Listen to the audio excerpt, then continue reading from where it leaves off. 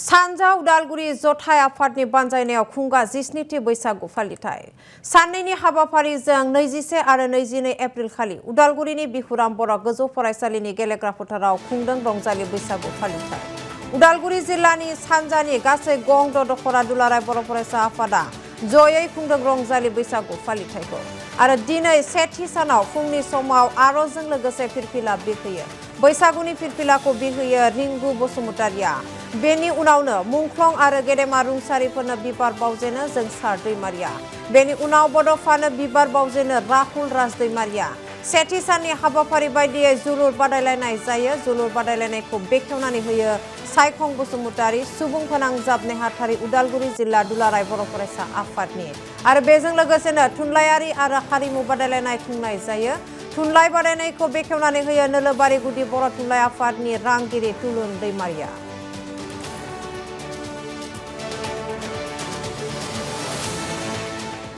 दिनै बे नोलोबारि दखरा दुलाराय बर' फरायसा आफादनि सिङाव थानाय बालि गामियाव जे सानजा उदालगुरि जथाय आफाद अर्थात बेयाव मोनद' दखरा नोलोबारि रौता बर' बाजार अरां बरसला आरो माजबाद बे मोनद' दखराजों थांनाय आगुनि लिडारफोरा बेखौ सानजा दरं होननानै मुं होदोंमोन। नाथाय जिल्लाया सोलायनाय लोगो लोगो जोंबो बिदिनो खाब जाफानानै सानजा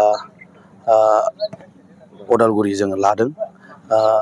बे सानजा उदालगुरियाव बे मोनद' दखरायाव गासै मोन 19था जोंहा हारिमुआरि थुनलाइ आरो खेला दुला स्पर्ट्स बेखौ लानानै जोङो मोनद' दखरा जोंहा बादायलायनाय जायो।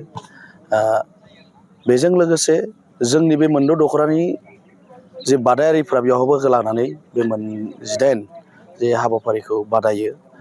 बेजों लोगोसे जों